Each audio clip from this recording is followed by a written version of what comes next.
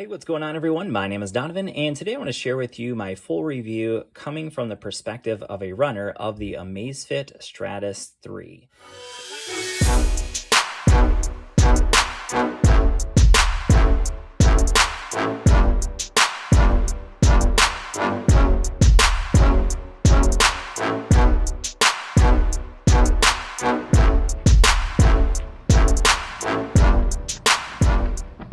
So this is a watch I've been using for roughly the last 10 days, and I've had a lot of use out of it. I've been able to use the GPS, the GLONASS, the Bluetooth music, the heart rate sensor, things like that. So I've been able to test it out, and so I want to go ahead and share with you just some of my experiences using the watch over those 10 days. All right, so now let's go ahead and take a look at the box and talk about some of the features they mention here. So first thing they mention here is the ultra power saving mode. So that's going to give you up to 14 days of battery life. Now, like I said, I've only been testing it for 10 days, so I haven't been able to test that ultra power saving mode out, but that is a way of stretching out the battery. We have 5 atmospheres water resistance, so that means you can technically go, I believe, 50 meters underwater with it, so you can take it for lap swims. If you want to do open water swimming, you can also track that as well. We have GPS, GLONASS, and Galileo for GPS directly on the watch, so you don't have to take your phone with you to track your workouts. You can just take your watch, and while you're doing that, you can also listen to some music, because if you see down here, there is music storage. So up to 2 gigs of storage is available here on the watch. It does also have a heart rate tracker. We're going to talk about that when we talk about some of the workouts you can track with this watch.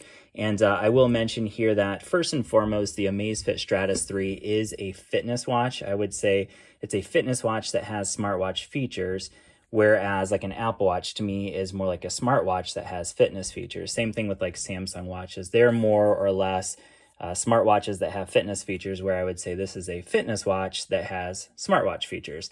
So a little bit of a difference there. And last thing they mention here is VO2 max. So we'll talk about some of the fitness features that you can get on the watch. And let's go ahead and take a look at the app itself. So this is the app. It'll work for Android and iOS. You can see I'm using it here with my phone, with my iPhone here. So we have some step counter. We have calories burned so far today, the sleep you got the previous night. So far, the sleep tracker's been good and all but one night. So if I go back here into the month, let's see if it shows it. There it is. Okay. So there's the 10 days I've used it. One of those days I was charging it. Actually, that was like a day and a half ago. I was charging it overnight, so there's no sleep tracking there. There was one day where it was actually off. So it started tracking my sleep when I woke up in the middle of the night, and then tracked it from there. So it didn't track it when I initially fell asleep. So other than that one night, it's been pretty darn good in terms of sleep tracking. This one over here was from a different Amazfit watch, so you can ignore that one. Something that you get on this watch you don't get on other Amazfit watches, you get your training load. So that's going to tell you, here it's telling me I'm overreaching. So it hasn't quite learned me over the 10 days yet, because I've been averaging about 80 miles a week in terms of running. So it thinks I'm overreaching, but that's actually pretty normal for me. Down here we have our VO2 max. So that's just going to tell you how much oxygen, how efficient, I guess, your heart is during workouts. We have our heart rate, of course. We have our records in terms of our workouts. We'll talk more about that in a little bit. So you can see right now it's on 7 days. So this is just the start of this week. It's Monday. So we'll go into the 30 days, and you can see been tracking every single day. One thing I will mention here is that, like, during this 14-mile run, as far as battery life during the 14-mile run, I started at 100%. So this was the night that I, charged it overnight, went for a run in the morning, and it was at 95% at the end of this 14-mile run. So about 35 hours of battery life on just GPS. So you can see you can get your average pace, your calories burned, your heart rate, and lots of good information here. So your zones here, you can set those up on the watch or directly on the phone through the app. Your altitude, uphill, downhill, and flat areas, your cadence. So it tracks your cadence during your run, your stride. So all kinds of good things here. So a lot of information in terms of running that you won't necessarily get. You won't get as detailed information with other Amazfit watches. It's very similar to like what you would get on, like, say, a Garmin Forerunner 245 in terms of the information it gives you during your workouts.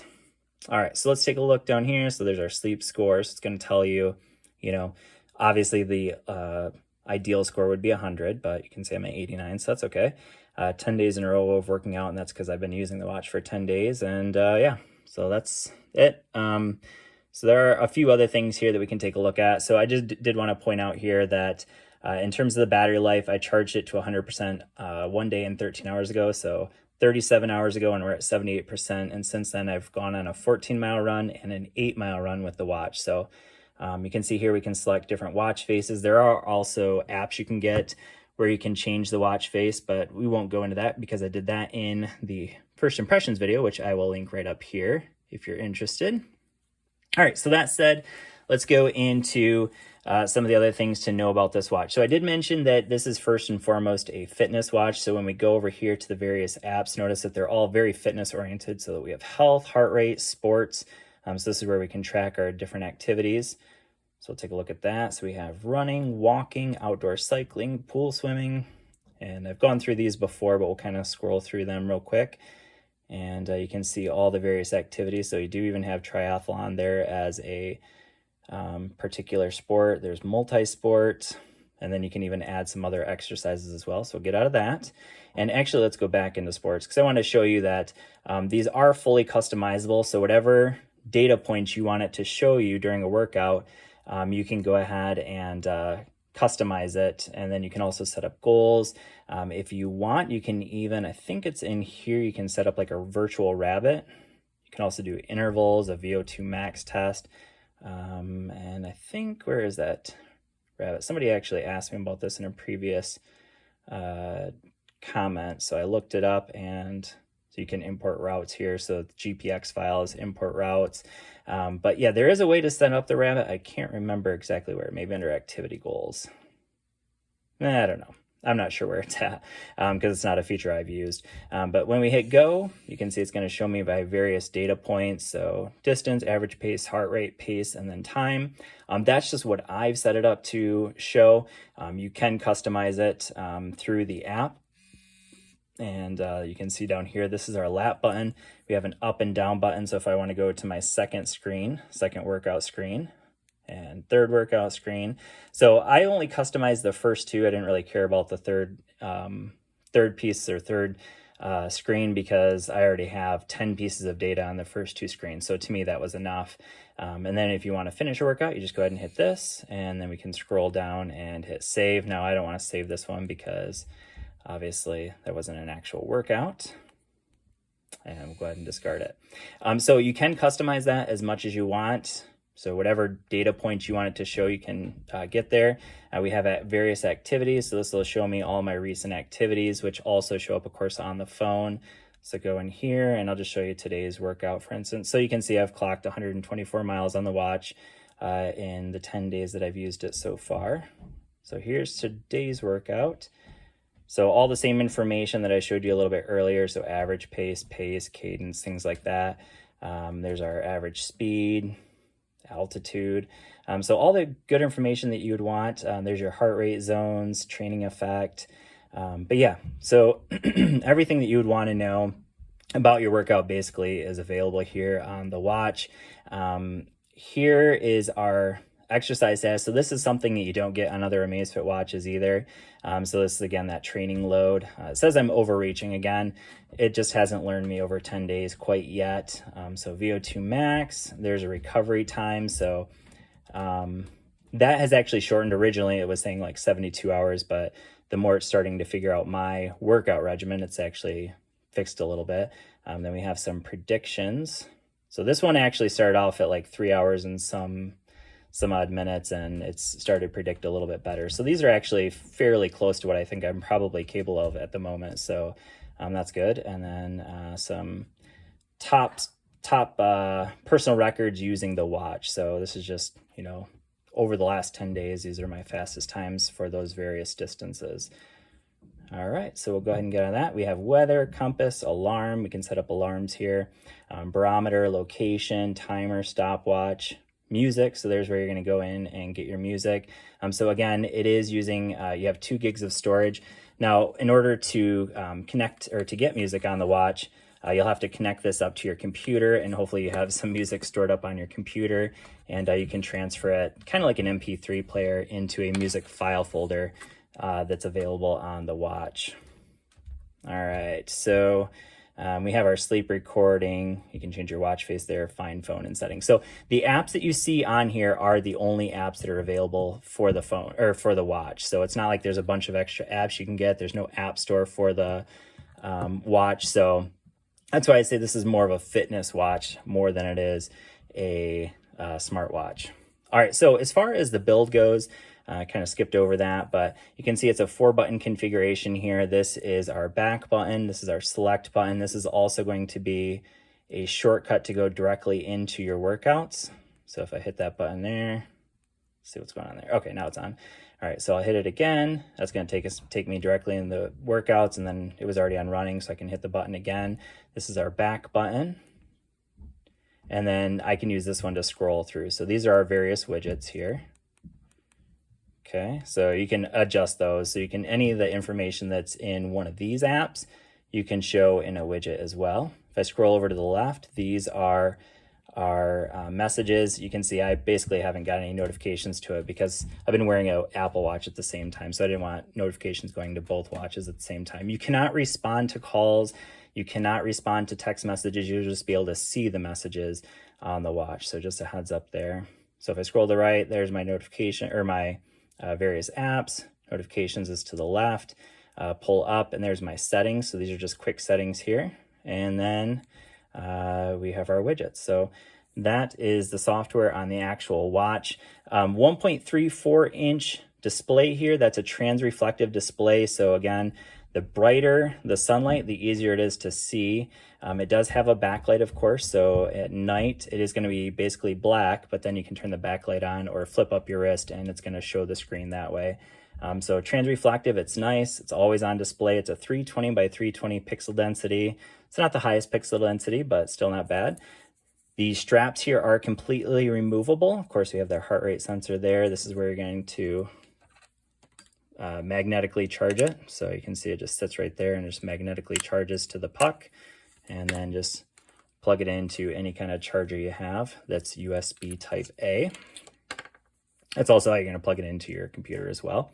As far as battery life, let's talk about that. So I kind of already mentioned 35 hours of battery life using just GPS, and that's been pretty accurate. That's what they claim. It's also been pretty accurate for me in terms of my battery life. I kind of already mentioned that it was 37 hours ago that I charged it up. So I'm at 76% now. I've done a 14 and an 8-mile run in it since I last charged it to 100%. And so basically 24% over 37 hours. So I'm getting about 5 days of battery life with my current usage. However, if you're listening to music, you can cut that in about half. So if you're listening to music while you're running, or working out a lot, probably more like 2 to 3 days. Whereas if you're not, and you're just using GPS, more like 4 to 5 days and up to 7 days if you're not, using the GPS a lot. So that's really good. Up to 14 days again with that ultra power mode. In order to enable that, that's right up here.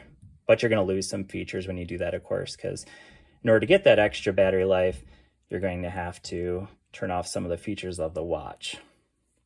All right, so last thing I want to talk about is the workout system. So this does have GPS and GLONASS, so I mentioned that as well. It also has Baidu and let's see here. So it has GPS, GLONASS, Galileo, and Baidu. However, one thing that I would really like to see changed about this is probably something they can do in the software, is that at any given time while you're working out, it only allows you to use 2 of those satellites at a time. So even though it supports 4 satellites, it only allows you to use 2 at a time. So I found this to be quite accurate in terms of GPS, but not as accurate as I would like. So let me just show you one example. Go into today's workout just for fun. So here's today's workout. So it says 8.13 miles, average heart rate of 150. Now let's go into that same workout using my Apple Watch. And this has pretty much been every single day that I've used it. So here it is. So this one says 8.24. So that's a difference of 11/100ths over about an 8-mile run. So it's close. It's just that the more turns you see, so like you can see that I did a good amount of straightaway, but the more turns you have in a workout, the more it's going to drop satellite. So it doesn't keep up quite as well because it only allows you to use 2 satellites at the same time. Whereas with an Apple Watch, it's using GPS, GLONASS, Baidu, and Galileo all at the same time. So it's using all 4 of those satellites simultaneously. So you're getting more accurate information in terms of your GPS. So let's just do one more. So this was yesterday, 14.06 miles, average heart rate of 147. So I made a full separate video about the heart rate, and I found the heart rate sensor to be spot on. No concerns about that at all. But let's go ahead and go into yesterday's workout, that 14-mile run. So here it says 14.03. And you notice that there's a lot of turns here. So this day it was a lot closer. So it was only 3/100ths of a mile difference. And then the heart rate was only one beat difference. So I think it was 149 on the Apple Watch versus 148 on this Stratos. So the GPS, if they could allow you to use all the satellites, or maybe at least 3 of them, so you can triangulate your location, that would probably be the best. But as it is right now, that only allows you to use GPS plus GLONASS, or GPS plus Baidu, or GPS plus Galileo. So it doesn't allow you to use more than 2 satellites at the same time. I'm guessing that's to save battery life, but it would be nice if there was like a super accurate mode that allowed you to use all of them at the same time. So that said, it's pretty darn accurate. I wouldn't hesitate to use this alone. Even though, yeah, it's, losing 1/100th of a mile per mile roughly, if I'm doing a lot of turns. But if it's a lot of straightaway, it's going to be pretty much the same exact distance as what it shows on my Apple Watch. But overall, fantastic watch. If you have any questions, go ahead and leave them down in the comment section. Thanks for watching. I hope this video has been helpful for you, and we'll see you all next one. Peace.